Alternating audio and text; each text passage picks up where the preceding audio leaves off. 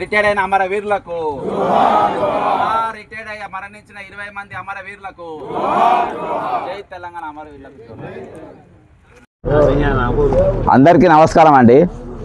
ఇక్కడ అవసరం అందరికీ నమస్కారం. ఇక్కడ దాదాపు అందరు రిటైర్డ్ అయిన వాళ్ళే అనుకుంటున్నాను నేను. అందరు రిటైర్డ్ అయినరా? 2020 30% రిటైర్డ్ అయినరు, 70% అందరు రిటైర్డ్ అయినరా? 70. అచ్చా, 2024లో రిటైర్డ్ అయిన వాళ్ళు ఎంతమంది ఉన్నారండి? 2024 రిటైర్మెంట్ డబ్బులు రాని వాళ్ళు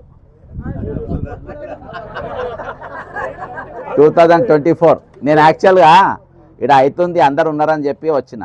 మామూలుగా ఏందనంటే ఒక కాకి చచ్చిపోతే 10 కాకులు వచ్చి ఏడుస్తాయి. అర్థమైందా? ఇవాటి వరకు 2024 రిటైర్డ్ అయిన వాళ్ళు మొన్నటి వరకు దాదాపు మొన్న ధర్నా, ఇంద్రపాద్ ధర్నా తర్వాత ఇంకొక హెడ్ మాస్టర్, ఒక సాహిబ్ సార్ కూడా చనిపోయాడు. అంటే టోటల్గా 27 మంది చనిపోయింది ఇప్పటికీ. మరి ఎక్కడ ఒక 10 కాకులు కాదుగా 2 కాకులు వచ్చి ఏడవంగా నేను చూడలే ఎక్కడ కూడా. అర్థమైందా సార్?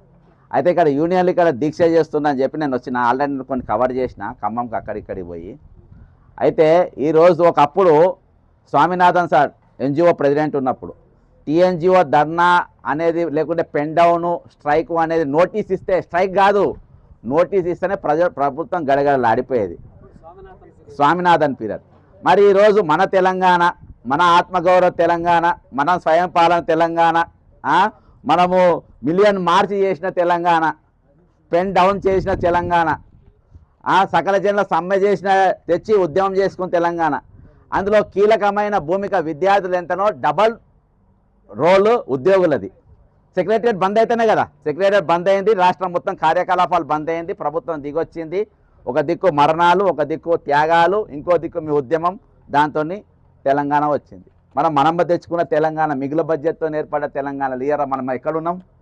ఈరోజు నానక్రామ్గూడ దగ్గర గౌల్దొడ్డి కాడ ఈరోజు ధర్నా 33 ఏళ్ళకెళ్ళి జరుగుతున్నటువంటి ఉద్యమంకి ఇయాటికి పరిష్కారం కాని పరిస్థితుల్లో ఉన్నాం.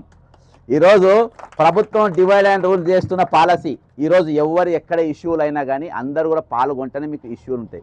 ఈరోజు దాదాపు ఇక్కడ లబ్ధిదారులు దాదాపు 4200 మందికి మీకు ఇక్కడ ప్లాట్ రావాలి. ఓకేనా? రావాలి. రిటైర్మెంట్ అయిన పైసలకు ఎంతమంది రావాలి సార్? 13,000 మందికి రావాలి. రిటైర్ అయిన టోటల్గా ఇయాటి వరకు 14,000 మంది. 14,000 మంది ఒక 1000 మంది కోట్లకు పోయి లేకుంటే వివిధ రకాల కమిషన్లు ఇచ్చుకొని అవి ఇచ్చుకొని 1000 మంది తెచ్చుకున్నారు. దాదాపు ఎంతమంది రావాలంటే ఈరోజు 13,000 మందికి రావాలి. 13,000 మంది ప్లస్ 4,000 2,000 మంది వేస్తే అయితే 17,000 మంది అవుతారు. ఈ 17,000 మంది రోడ్డు ఎక్కి మొదటి డిమాండ్ మీది, రెండో డిమాండ్ అది పెట్టుకుంటే ఎంత బలంగా ఉంటుంది? బలంగా ఉంటుందా? ఉండదా? కాబట్టి ఈరోజు నేను అది రిక్వెస్ట్ చేయడానికి మీ దగ్గరికి వచ్చిన, వేరే ఏం లేదు.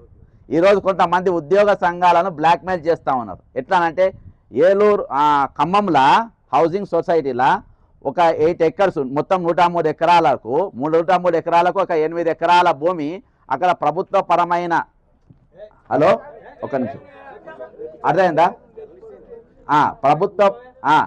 ప్రభుత్వ పరంగా అక్కడ కొంచెం అవతవకలు జరిగినాయని చెప్పేసి విజిలెన్స్ అండ్ ఏసీబీ కేసు అప్పట్లో ఇప్పుడున్న అధ్యక్షుని పైన ఖమ్మంలో ఏదో కేసు ఉందని అది పైన పెట్టి వాళ్ళు ఎవరు కూడా ఏ ఇష్యూ పైన ఎవరు మాట్లాడకుండా ఈ కేసు పెట్టి ఎఫ్ఐఆర్ చేసేది ఎవరి మీద కాదు, మన ఏలూరు శ్రీనివాసరావు గారి మీదనే 2020 ఎఫ్ఐఆర్ చేసి దాన్ని బ్లాక్మెయిల్ చేసి ఈరోజు ఉద్యమంలో ఎవరు కూడా మద్దతు తీయకుండా బెదిరించే పరిస్థితి ఈరోజు ప్రభుత్వంకి వచ్చింది. ఈరోజు నారాయణ రెడ్డి అనేటువంటి నేను జాతీయ మానవ హక్కుల కమిషన్ ముందు నిలబెట్టిన 2 కలెక్టర్లను, వెలుమల భూమి కబ్జా, ఇంకో కబ్జా, వీళ్ళని స్పెషలిస్టులు రంగారెడ్డి సంగారెడ్డి కలెక్టర్లు తెచ్చుకున్నారంటే వాళ్ళు కబ్జా చేయడానికి, దొంగ పట్టాలు చేయడానికి స్పెషలిస్టులు, వాళ్ళు దానికోసం ఇక్కడ పెట్టుకుంటారు, ప్రేమతో కాదు.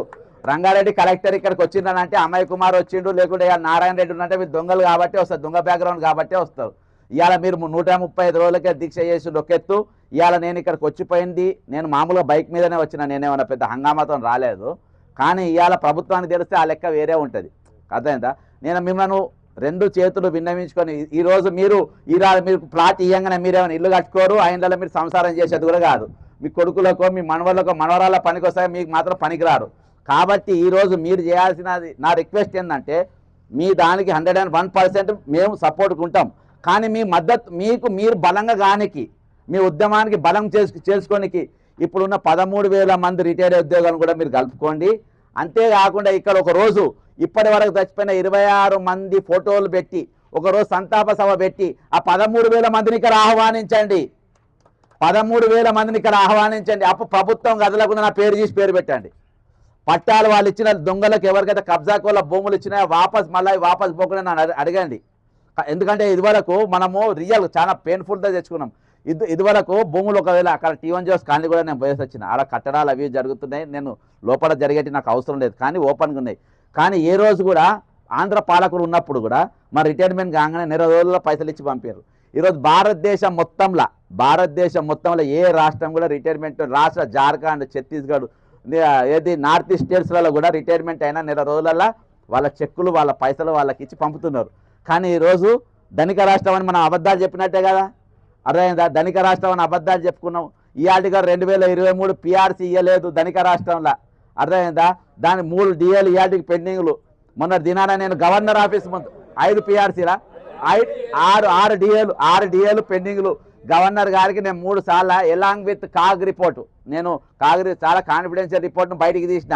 అసలు పైసలు లేవంటున్నారు. ఉద్యోగ సంఘాలు ఇప్పుడు పైసలు రావని చెప్తున్నట్ట. పాపం రిటైర్ అయిన వాళ్ళు వాళ్ళ దగ్గరికి పోతే పెద్ద లీడర్లు పైసలు రావిగా మీ అని చెప్తున్నట్టు. ఎందుకు రావని చెప్పి నేను కొంచెం దౌతే 2023లో Telangana retirement and pensions budget 16,841 కోట్లు. ఎంత?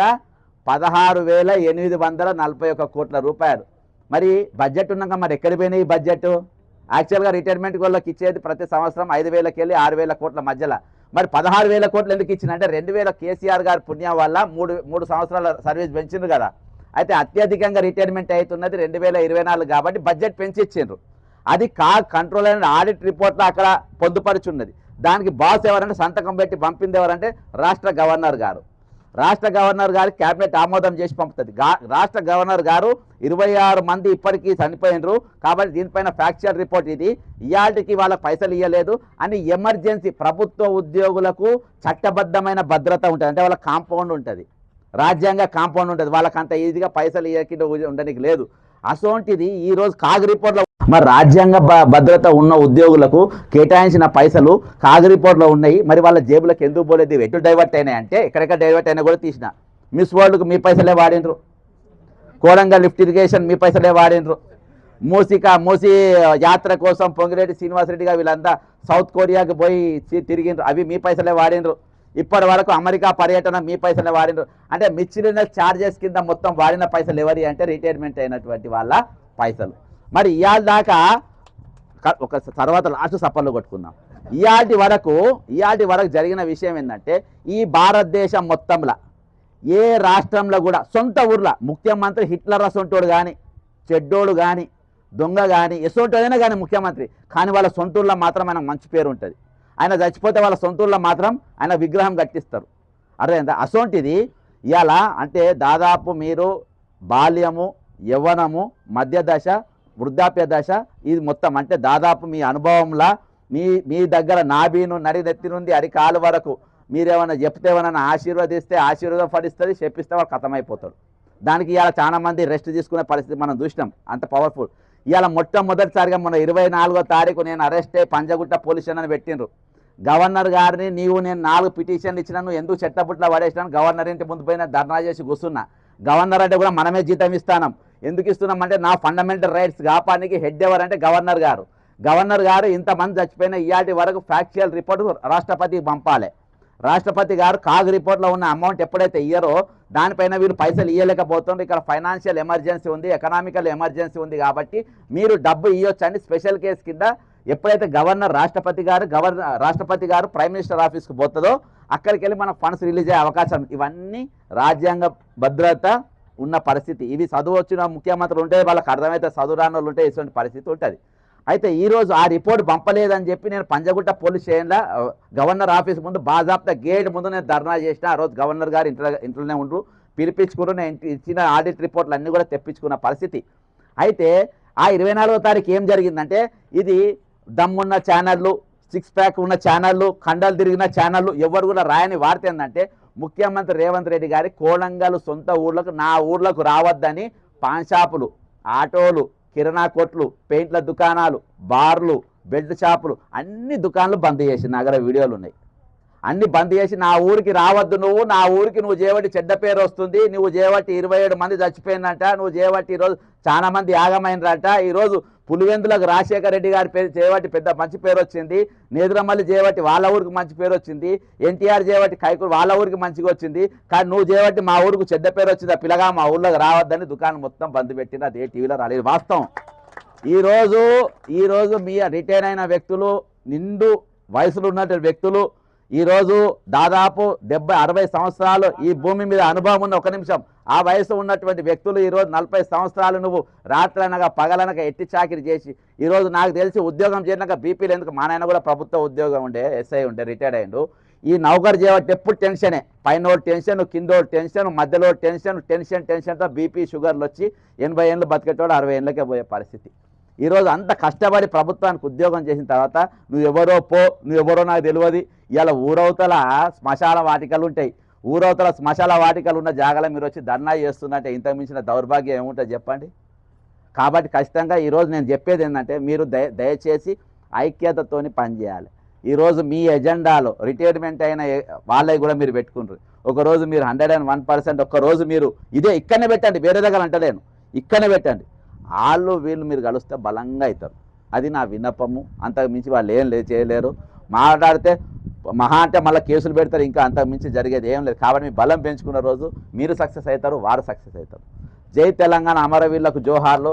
రిటైర్ అయినటువంటి వ్యక్తులు ఇప్పటికీ 26 మంది చచ్చిపోయారు. ఇక్కడికి వెళ్ళి వాళ్ళ సంఘీభావం పోయినట్టుగా మీరు అధ్యక్షుల వారు స్టేజ్ మీద అనుమతిస్తే ఒక్క నిమిషం మౌనం పాటించాలని చెప్పి నేను విజ్ఞప్తి చేస్తున్నా. ఇంతకు మించి జై, థ్యాంక్ యూ. నా పేరు బక్క జెడ్సన్ అమ్మ. నాకు ఎక్కడన్నా నొప్పి ఉంటే నాకు అక్కడికి పోవడం నాకు గుల్ల, అంతకు మించి ఏం లేదు. ఒక నిమిషం మీరు అనౌన్స్ చేస్తే ఒక నిమిషం మౌనం.